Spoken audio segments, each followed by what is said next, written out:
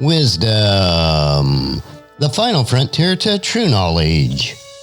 Welcome to Wisdom Trek, where our mission is to create a legacy of wisdom, to seek out discernment and insights, to boldly grow where few have chosen to grow before.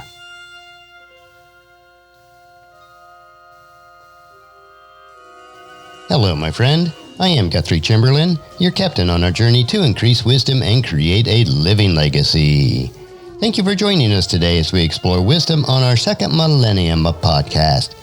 This is day 1453 of our trek, and our focus on Friday is future technologies and societal advancements. So we call it Futuristic Fridays. My personality is one that I've always been very future-oriented. Since my childhood, I have yearned for the exploration and discovery of new technologies and advancements for the future. I grew up watching the original Star Trek series, and even today, while I'm on my 64th revolution around this sun, I still yearn for traveling in space. Each week we will explore rapidly converging technologies and advancements, which will radically change our lives. At times, the topics may sound like something out of a science fiction novel, but each area that we will explore is already well on its way to becoming reality over the next couple of decades. To keep with our theme of Ask Gramps, I will put each weekly topic in the form of a question to get us on track. So this week's question is, hey Gramps, technological advances are moving so quickly. With the world population growing briskly, how will technology impact food in the future?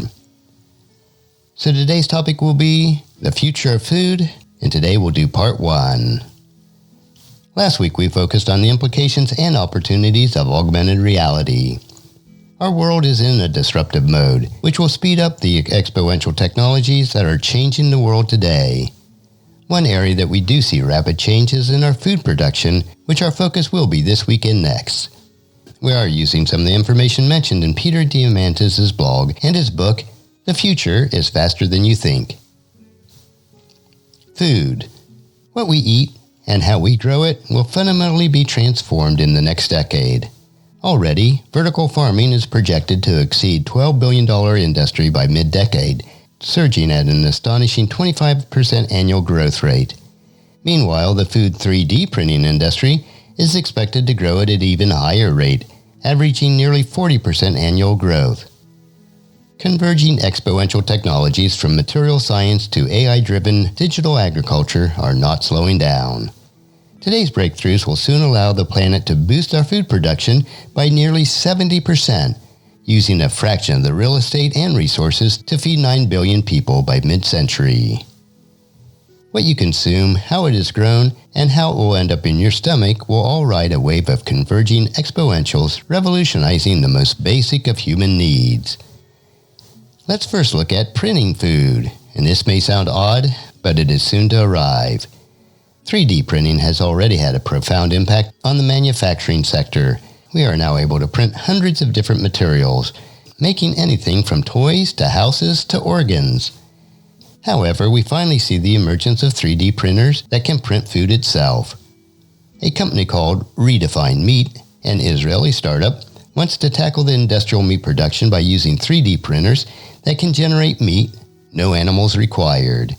The printer takes in fat, water, and 3 different plant protein sources, using their ingredients to print a meat fiber matrix with trapped fat and water that mimics the texture and flavor of real meat. Slated to release later this year at a cost of $100,000, their machines are rapidly demonetizing and will begin by targeting clients on an industrial-scale meat production. Another company called Enriched 3D aims to take this process a step further. 3D printing mills that are customized to your medical needs. Health data from your smart wearables and patterns detected from your sleep trackers will help them to determine this. The company plans on using multiple extruders for multi-material printing, allowing them to dispense each ingredient precisely for your nutritional optimized meal. Another example currently in research and development phase is Nanyang Technology University in Singapore. The company hopes to have the first taste test by later this year. These are only a few of the many 3D food printing startups springing into existence. The benefits of such innovations are boundless. Not only will food 3D printing grant consumers control over their ingredients and mixtures that they consume, but it is already beginning to enable new innovations of flavor itself, democratizing far healthier meal options in newly customizable cuisine categories. The next area we want to look at is vertical farming. Vertical farming, whereby food is grown in vertical stacks such as mini skyscraper buildings rather than outside in fields, marks a classic case of converging exponential technologies. Over just the past decade, the technology has surged from a handful of early-stage pilots to a full-grown industry. Today, the average American meal travels 1,500 to 2,500 miles just to get on your plate. As summed up by World Watcher Institute researcher Brian Hallwell, he said, "We are spending far more energy to get food to your table than the energy we get from eating the food." Additionally, the longer the food is out of the soil, the less nutritious they become, losing, on average, 45% of the nutrition before they are consumed. Yet beyond cutting down on the time and transportation losses, vertical farming eliminates a whole host of issues in food production. Relying on hydroponics and aeroponics, vertical farms allows us to grow crops with 90% less water than traditional agriculture, which is critical for our increasingly thirsty planet. Currently, the largest player around is a company in the Bay Area called Plenty Inc. With over $200 million in funding from SoftBank, Plenty is taking a smart tech approach to indoor agriculture. Plants grow on 20-foot-high towers, monitored by tens of thousands of cameras and sensors, optimized by big data and machine learning. This allows the company to pack 40 plants in a space that was previously occupied by just one. The process also produces yields at 350 times higher than outdoor farmland, using less than 1% as much water. Rather than tailored veggies for the wealthy few, the company Plenty Incorporated uses a process that allows them to knock 20 to 35% off the cost of traditional grocery stores. To date, Plenty Inc. has their home based in South San Francisco, and they also have a 100,000 square foot farm in Kent, Washington, an indoor farm in the United Arab Emirates, and currently starting construction on over 300 farms in China. Another major player is New Jersey-based Aereo Farms, which can grow 2 million pounds of leafy greens without sunlight or soil. To do this, Aereo Farm leverages AI-controlled LEDs that provide optimized wavelength of light for each individual plant. Using aeroponics, the company delivers nutrients by misting them directly to the plant roots, no soil required. Instead, plants are suspended in a growth mesh fabric made by recycled water bottles. Here too, sensors, cameras, and machine learning govern the entire process. While 50 to 80% of the cost of vertical farming is human labor, autonomous robots promise to solve that problem. Enter contenders like Ironox, a firm that has developed the Angus robot, capable of moving around plant-growing containers. The writing is on the wall, and traditional agriculture is fast being turned on its head. As explained by the CEO of Plenty Inc., Matt Bernard, just like Google benefited from the simultaneous combination of improved technologies, better algorithms, and masses of data, we see the same in vertical farming. The next area we want to look at is material science. In an era where material science, nanotechnologies, and biotechnologies are rapidly becoming the same field of study, key advances are enabling us to create healthier, more nutritious, more efficient, and longer-lasting foods. For starters, we are now able to boost the photosynthetic abilities of plants. Using novel techniques to improve microstep in the photosynthesis processing chain, researchers at UCLA are able to increase tobacco crop yields by 14 to 20%. Meanwhile, a project called RIPE, backed by Bill Gates, is run out of the University of Illinois and has matched and improved those numbers.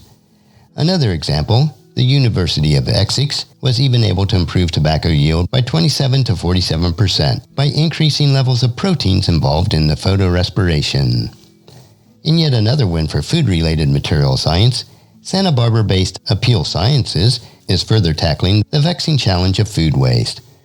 Now approaching commercialization, Appeal uses lipids and glycerolipids found in the peels, seeds, and pulps of all fruits and vegetables to create cutin, a fatty substance that composes the skin of the fruits, prevents them from rapidly spoiling by trapping moisture.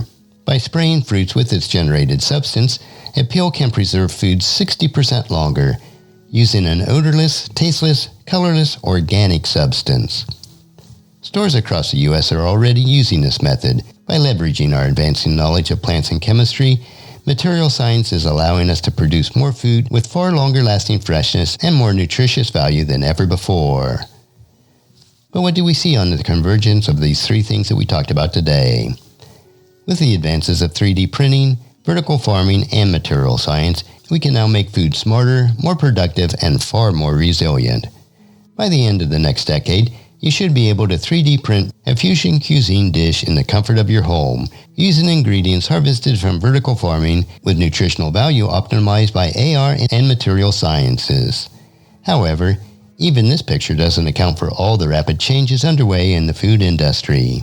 On next week's episode of Futuristic Friday, we will look at part 2 of the future of food for a discussion on how food production will be transformed quite literally from the bottom up. And while these technologies are exciting to think about, as a Christ follower, let us keep in mind who provides for our daily needs. John chapter 6, verse 35. And Jesus replied, I am the bread of life. Whoever comes to me will never be hungry again. Whoever believes in me will never be thirsty. And that's a wrap for today's question. Join us again next Futuristic Friday for another interesting topic about our future on our Ask Gramps episode. Our next trek will be Meditation Monday, where we will help you to reflect on what is most important in life. So encourage your friends and family to join us and then come along with us again on Monday for another day of Wisdom Trek, Creating a Legacy. If you'd like to listen to any of the past 1,452 daily treks or read the associated journals, they are all available at wisdom-trek.com. And I encourage you to subscribe to Wisdom Trek on your favorite podcast player so that each day will be downloaded to you automatically. And thank you so much for allowing me to be your guide, your mentor, but most importantly, I am your friend as I serve you through the Wisdom Trek podcast and journal each day. And as we take this trek of life together, let us always live abundantly, love unconditionally, listen intentionally, learn continuously, lend to others generously, lead with integrity, and leave a living legacy each day. I am Guthrie Chamberlain, reminding you to keep moving forward, enjoy your journey, and create a great day every day. See you on Monday.